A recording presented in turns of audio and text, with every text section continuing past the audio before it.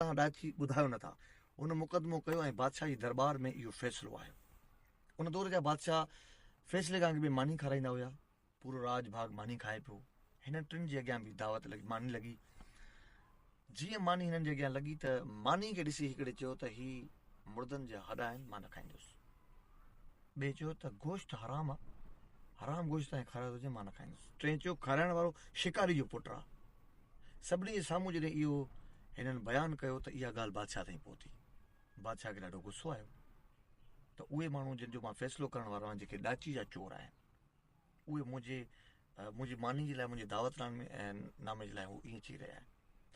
बादशाह चयो त ठीकु आहे, पहिरियों मां हिननि जो फ़ैसिलो कयां त ॾाची हिननि छो खईं आहे, उन खां पोइ मां पंहिंजी दावत जो हिननि सां कंदुसि।